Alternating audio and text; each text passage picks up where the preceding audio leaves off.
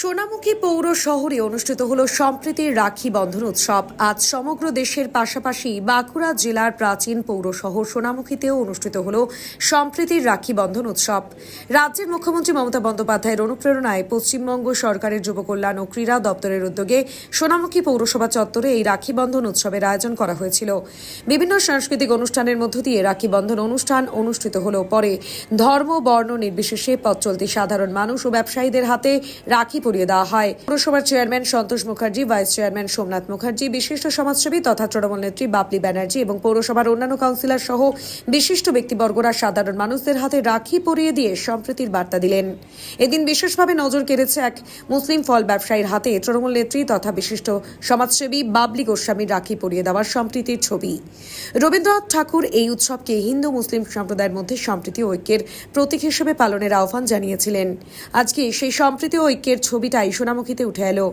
সোনামুখী পৌরসভার vice chairman Somnath Mukherjee বলেন, রাখি বন্ধনের মধ্য দিয়ে সমস্ত ধর্মের মানুষকে ভ্রাতৃত্বের বন্ধনে আবদ্ধ করলাম।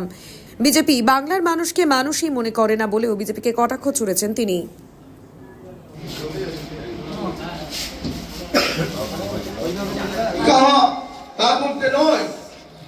রাখি বন্ধন উৎসবের প্রয়োজনীয়তা মানুষের মধ্যে ঢুকিয়ে দিতে হবে।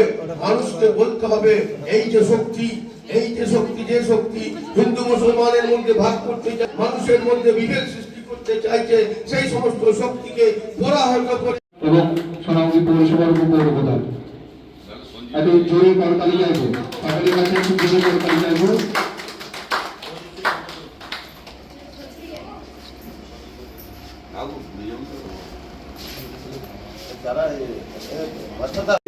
সকাল থেকে আমাদের বিভিন্ন কর্মসূচি আমাদের ছাত্র যুবরা নিয়েছে।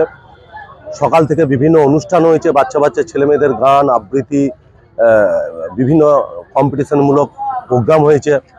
তারপরে আমাদের যেটা রবি ঠাকুরের ভাষায় আমরা রবি ঠাকুরকে আদর্শ রেখে যে রাখি বন্ধন উৎসব রবি ঠাকুর পালন করেছিলেন, সর্বধর্মের মানুষ সর্বজাতির মানুষ।